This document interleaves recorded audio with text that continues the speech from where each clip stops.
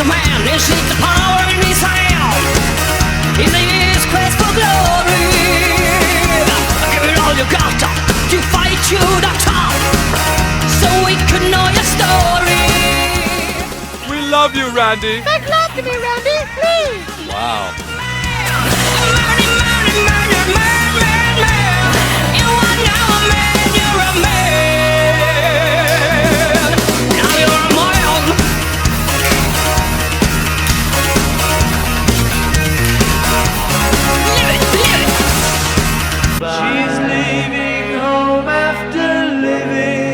Hello, welcome to the review of the Cold Steel Spartan. Stay tuned to the end of this review because you may notice while I'm talking there is a interesting edge on it. It's mirror polished from about this way to the tip, and I'm going to be testing that on twisted sisal rope, so another edge retention test remains at the end.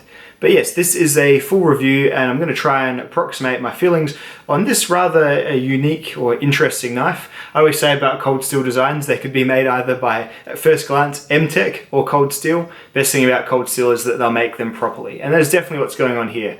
We're going to take this down to the tabletop. There'll be some footage of me testing the knife. Should be an entertaining time. So let's have a look at the Cold Steel Spartan folding pocket knife. Right, so first up, just specs wise, this is a big old knife, absolute dimensions. So it's a 4mm thick blade, the blade length of 4.5 inches. The handle is 6 inches long, overall length of 10.5 inches. The steel is AUS10. Cold steel seems to put an A on the end. I've never been able to quite figure out what that means, but AUS10A is the steel. It's got a triad locking mechanism. The deployment is by a thumb plate, which works with either the thumb or with the pocket, and it comes with an ambidextrous pocket clip. The handles are Cold Steel's sort of somewhat proprietary, or at least go-to, unique plastic Grivery, which is like a very hard sort of, still very plasticky feeling substance. The blade is recurved, which is what this shape means here, kukri style. And the knife weighs, it's a 9-ounce knife, so that is quite heavy indeed. I'll show you some size comparisons. I always find it's easiest for me to tell how big a knife with seeing it against other familiar knives. So to start off with, let's look at a heritage blade for this knife, the Gurkha Kukri. This is a 10.5 inch Kukri blade from the Kukri house. And then we've got a Kershaw Atmos on the other end of things. It's a very small EDC folding pocket knife. Then we've got the Ontario Rat number 2, and then we've got the Spyderco Caribbean. We'll look at that next. That's my next biggest folding knife that I have. Then there's the Real Steel Modus, nice flipping knife from Real Steel, and then a Benchmade 940, and then a Paramilitary 2, and then a Spidey Chef, and a Buck Marksman. So those are how big it is versus some other knives. Righto, so we're going to look at this knife, goods and bads, and during that I think I might be able to explain how a real world application of this, rather than a hypothetical self-defense application of this, may be a goer if you're looking at considering this knife. So I'll start with the steel. So I'm a steel nerd and I've tested this steel a little bit now and I really, really like it. The AUS10 steel, it's a high carbon stainless steel, non-powdered, so it keeps the price down. It did really well in my rope cutting tests. It outcuts VG10, AUS8, even D2 by a little bit. It's a really well done stainless steel. It's ground really well too. Cold steel usually have really excellent factory edges. Their factory edge lasted longer than my work sharp test. The edge looks strange now because it is like a dual edge. So here is work sharp and then here is mirror polished 18 degrees. That's for a test that I'll do at the conclusion of this video, so stay tuned for that. Overall, excellent edge retention, and then I did some chopping with the knife, and that was to test pretty much all aspects of the knife, how well it holds together, everything like that. And after chopping will have, especially with a thin bit like this, that'll have a fair bit of side-to-side unintentional movement, and that can often roll and distort edges, even chip them if the steel's the incorrect one for chopping. None of that happened here. It was still shaving sharp after the chopping, so very, very well done steel. I'm suspecting that it may have a higher propensity to rust due to the stonewashing of the blade. So stonewashing, in my experience, can make it feels like the pores or so to speak of the steel are open a little bit easier, and tarnishing can happen just a little bit more, and it's a pretty high stainless. a little bit less chromium than you would normally see to comparative to the carbon, so it may stain just a little bit. I'll keep you posted on that. So something to watch there. So overall, the blade steel is well done. The blade grind is very excellent too. As you can see, the chopping did not warp or distorted it anyway. They've managed to keep it very thin for slicing, so it slices exceptionally well as well. It's a 4mm stock, so that is getting towards being thicker, but it is so darn tall that this hollow grind, even though it starts about halfway down the blade, is still a very tall hollow grind. So by the time it gets to here, it is very, very thin. So really, really a nice chopper, but seems strong enough. Nice slicer, but seems strong enough to be a chopper also. Very cool. Moving down, we've got a lock system called the Triad lock. I think if you watch knife reviews, you probably know about the Cold Steel Triad lock.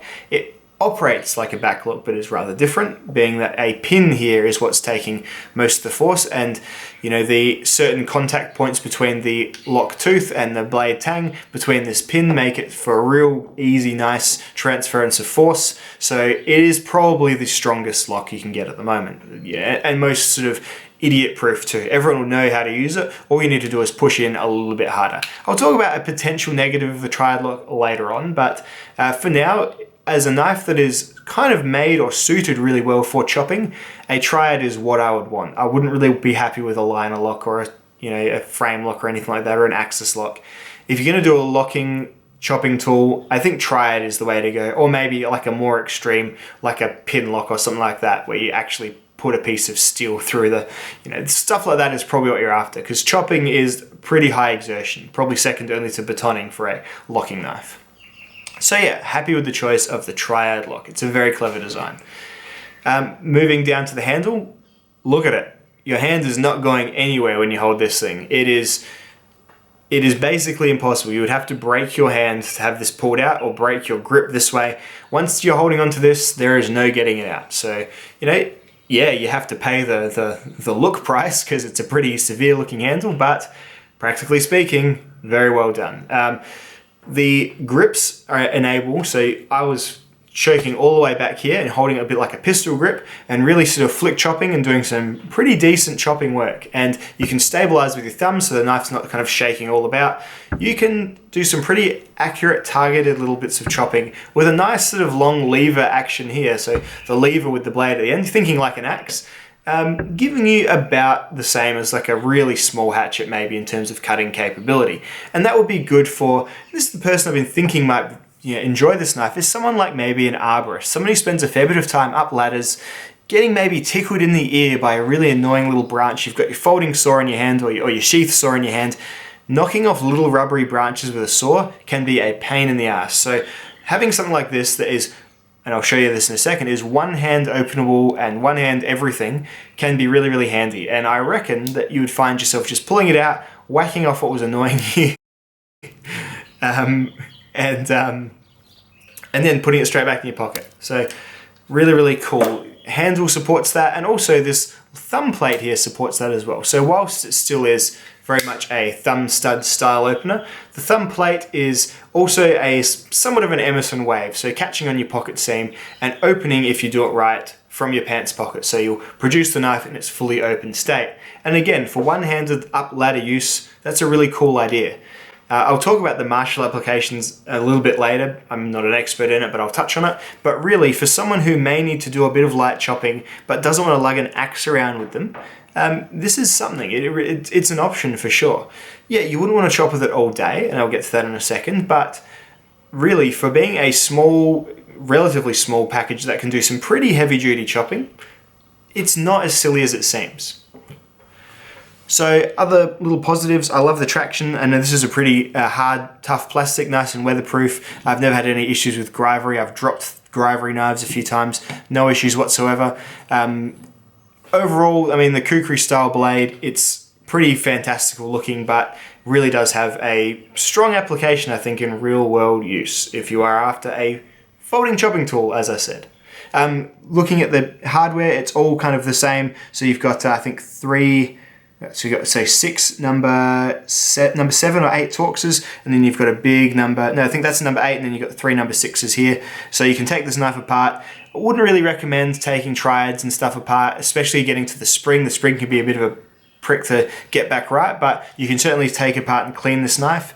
And it's overall made very, very tough because it's got, the Grivory is a tough enough material, but they've gone and put 4 liners into it, which means that if you are holding it like this, the knife's not going to like shatter away after a whole bunch of impacts. Say if it's been a really cold day or a really hot day and the Grivory's being a bit weird, you've got some liners underneath there to keep it all above board. So lots of good here, well built, well made knife using great steel. Task specific handle that holds your hand really well and is quite ergonomic and comfortable. Can be pulled one hand from a pocket if that is your bag. And even that, the thumb plate, I was like, oh, gross thumb plate. But looking at it, it's more or less entirely out of the cutting path. So that's something that Emerson's usually bug about me a bit. The thumb disc is usually about here somewhere. So, but yeah, she's you know, done intelligently for a thumb plate knife. So there you go. Lots of good here. And the price, I think, is definitely amongst that good too. So for so much knife, for 75 American, about 120, 130 Australian, yeah, it's still not something to sneeze at, but you're getting a huge amount of material here. You really are. So overall, a lot of good, and I do really like the knife for what it is. All right, so a few like things that I guess are just, you know, even opinion aside, just not as great. And I'll start off with the pocket clip. The pocket clip on the cold steels has always been a sticking point for me. They're just never quite right. These knives are made to be sort of hardworking knives. People who are doing hardworking jobs are generally not wearing their silk pants. And this silk pants is about all these pocket clips go over when they come straight from the factory. So not a massive deal, but you usually need to bend them just a little way out and make sure that they're not, you know, as close. You need some more ramp here than that. It's just not enough. So I can't get this over, say, my Kathmandu Federates pants, which are just kind of like, yeah, they're sort of hipstery, worky kind of pants. They've got lots of pockets, but they're fancy man pants. I know what I am by now. But yeah, and they don't fit over the seams of that. So, you know, and that's not, yeah, they're definitely not your super heavy duty tactical pants or corduroy working overalls or whatever sort of hard man stuff you're wearing. So the clips just sit at odds with what the purpose of the knife is. Left and right clips as well, they just need to phase it into having a straighter clip that starts further back going down with a much more generous ramp to get over your pocket. And that's it. It's a simple fix, but it still hasn't happened, so I don't know what the goal is with that. Secondly, there is a little bit of a rough channel down here, which I would just suggest if you're going to be using this gloveless and maybe doing more of that chopping stuff, just get some sandpaper and just give it a little bit of a buff all down through this here. It's just a little bit rough. And you know, it's nothing major, but just something that I would love to have seen them just maybe run along it with like a buffing wheel or something like that before they send it out. But yeah, if it bothers you, you can fix it. So it's not a big problem. Looking at that, it looks like a seahorse, doesn't it?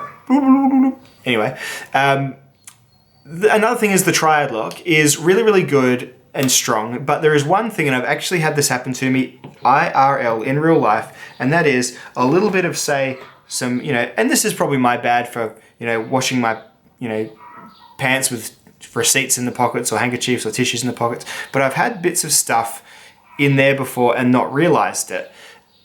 And then I've gone to open my knife, and it has been caught and it has not come to a full opening because of just a little bit of pocket crud or pocket grit. So that's just, and there's nothing they can do about it. It's every lock has its weaknesses, and this is the weakness of that. Once deployed properly, there is no stopping a triad lock, sorry. Once you get the crap out there and that you hear that snap, you're safe. But just getting there, a little tiny bits, and I think with me it was a bit of tissue or a bit of receipt or something, and it's not as bad on this one because there isn't that, often there's a real sort of dip there where, you know, there's a proper gap that stuff can slide. With this here, it'd just be a matter of if stuff got wedged in there just during pocket carry. You could have an issue when you open it up, and this is the thing, you're generally going to look anyway, but just something I thought I'd bring up. The triad lock, while great, is not bomb-proof. There's just, that can go wrong, and they've done the best they can do to mitigate that by no longer having the blade sort of sitting out here. When you look at, say, the American Lawman, and there's that proper exposed, that was the knife that it happened on, by the way, proper exposed little loop there, which is a part of the triad lock and is necessary, but can get some crud in it and cause the knife to fail when opening. So just something to be aware of. A bit of discussion next about the, you know, the martial nature of the knife.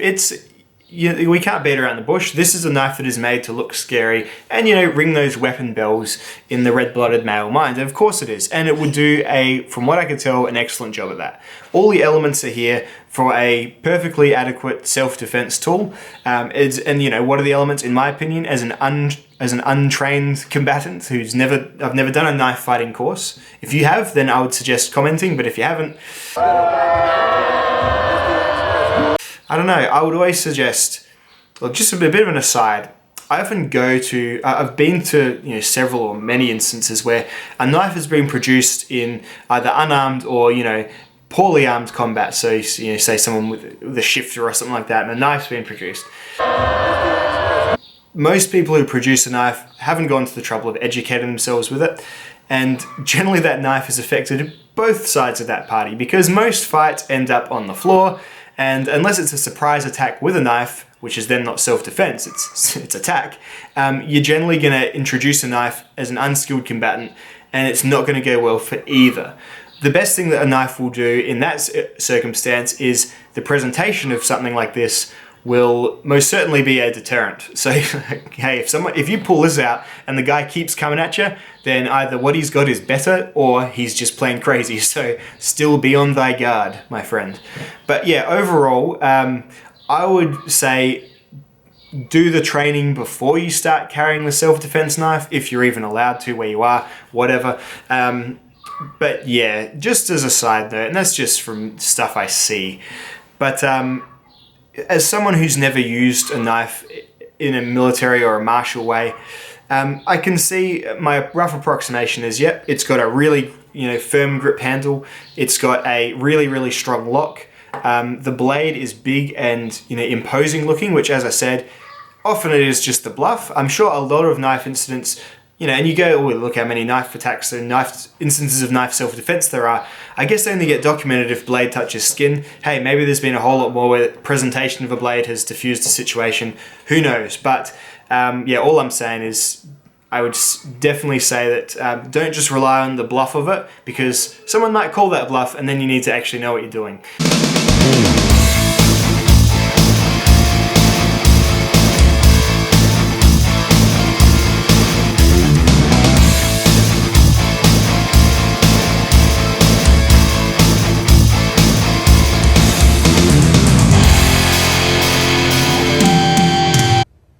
He's absolutely right.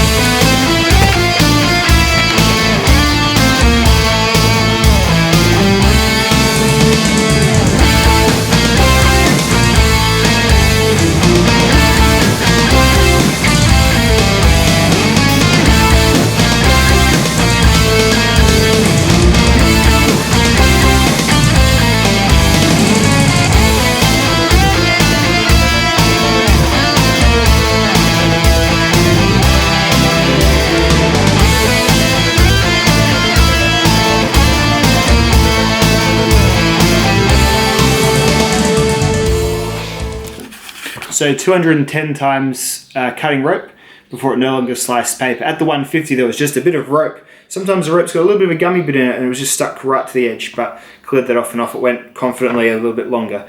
210 though, nothing on the edge, it's just got a couple of dull spots and no longer reliably slicing the paper. So yeah, decent increase in edge retention by putting it to 18 degrees per side, mirror polished. So really, listing off, if I've got a list of the good and a list of the bad is actually quite a minimal thing. In terms of the actual, I would say, objective bad. So the things that I think that everyone could go, oh yeah, that's probably fair, like the channel and the clip and maybe the little triad lock thing to be aware of. I guess the rest of it is completely within the user's spec. And I would say two types of folk would really enjoy this knife. And the first is, and I think more, down to earth, is that maybe, the guys who are up ladders or the guys who are going to need something to chop every now and then, but don't want to carry a full-sized axe. Because you can flick chop this with the best of them and actually do some really good work. And the secondly is, the people who just want, the weapon or the prop or just the shock and awe of it or just the coolness of it. You're going to be really pleased as well because it's really well made, and it is. It's fairly cool knife. It's a fairly cool knife. To a knife guy, it's just not cool to anyone who's not a knife guy. So don't get any illusions about that because everyone else is just going to be like, that's obnoxious. But the thing I like the most about Cold Steel, and I think I've said this already, is that all the fantasy stuff that you usually get from like the off your tree, that's our like junk store. They sell, there's shops that sell like bongs and stuff, and they all sell like those fantasy dragon nonsense. Cold Steel almost makes stuff that you could sell at them, but it is just really well made. So their Taiwanese factory seems to be putting stuff together exceptionally well. They're using good materials. They're making stuff that isn't just going to go blunt straight away or fold on you and cut your hand off. They're giving that really unique part of the market an actual proper, stuff that they can hang their hat on. So I like them for that. The world is great because we're all so different. And whilst I'm certainly probably not the target market for this, I reckon that if you feel like you are, you can definitely buy this one with confidence because, again, they've made it well for what it is. All right, guys. I hope you've enjoyed this little video, and I'll see you all in the next one. Goodbye.